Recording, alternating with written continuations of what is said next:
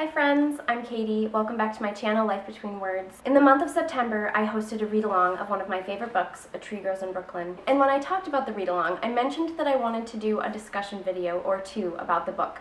Well, the month of September is quickly coming to a close, and it might already have passed when this video goes up, and I haven't done a video yet. Well, I still wanted to talk to you all about A Tree Grows in Brooklyn.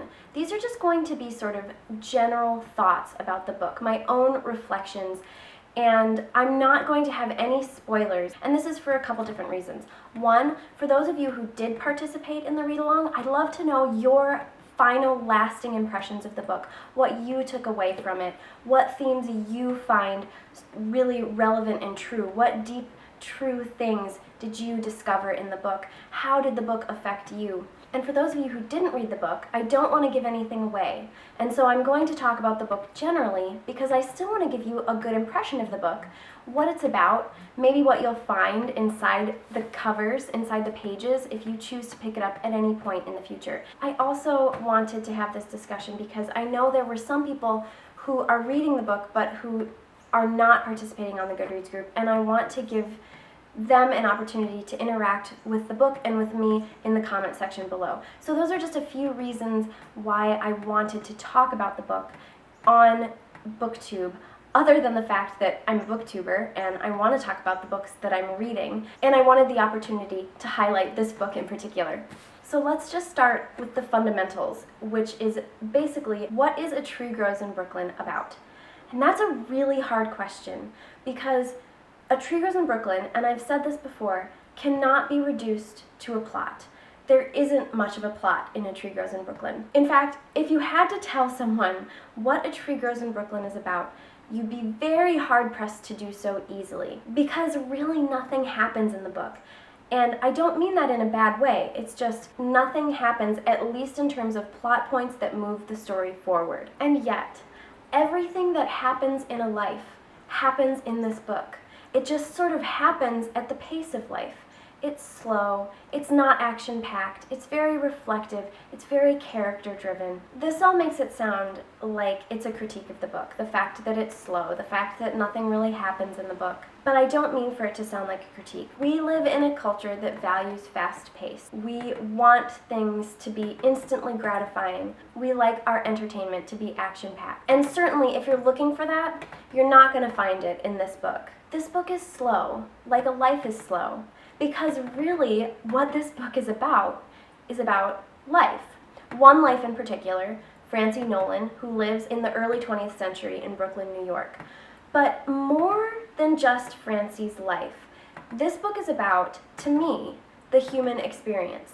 It speaks to deeper truths about what it means to be human. What makes A Tree Grow in Brooklyn so remarkable is that 6 decades after it was written, and a full century after the book is set, it still speaks deep truths to people, no matter their country or circumstance, no matter when or where they were born, because we're all human.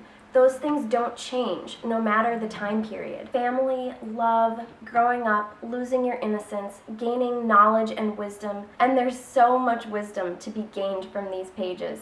Francie is the vehicle through which we see these themes played out in the book. Through beautiful, poignant, sweet, heartbreaking passages, we watch Francie grow up and we're reminded of our own growing up, even if it looks so different from Francie's. I don't know if you can tell, but this book is so marked up.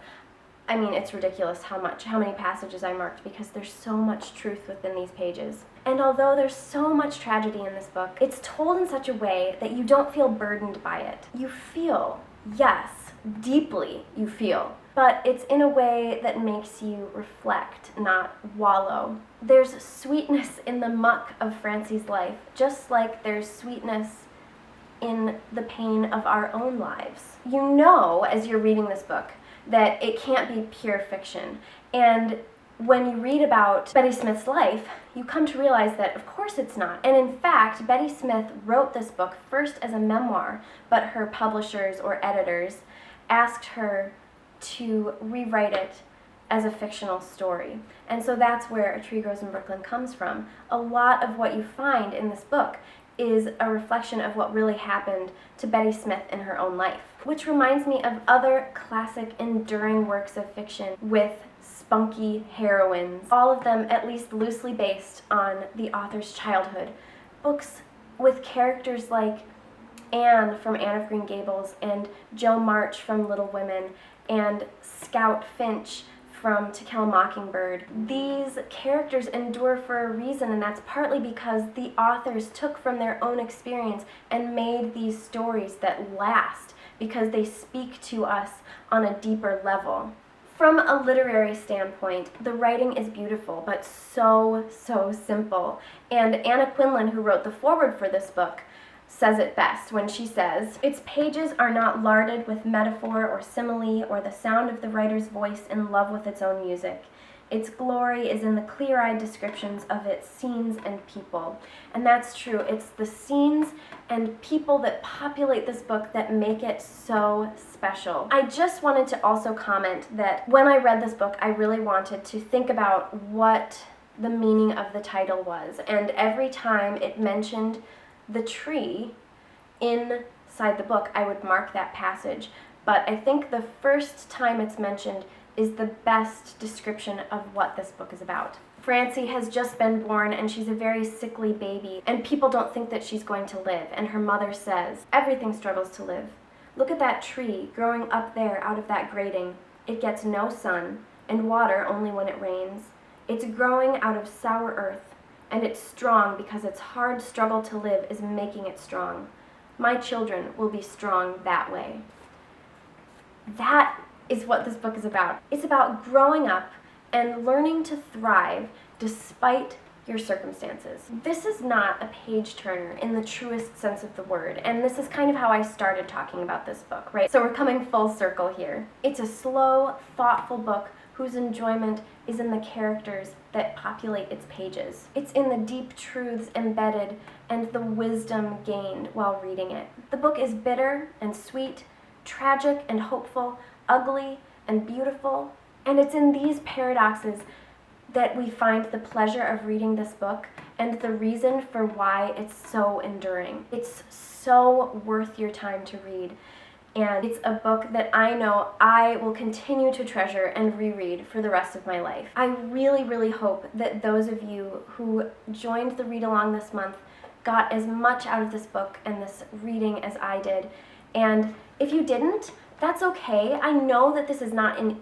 easy book, but I do encourage you to try again at different times in your life, because you never know when it might hit you the right way. Sometimes the timing just isn't right, and sometimes it's just not the book for you, and that's okay too. But it is for me, and I really hope that if you did read it, you enjoyed it as much as I did. Please talk to me about your experience reading the book in the comments below. I'd love to talk to you, and I will see you guys later with another video real soon. Bye. What's so remarkable about A Tree Grows in Brooklyn is that what makes A Tree Grow in Brooklyn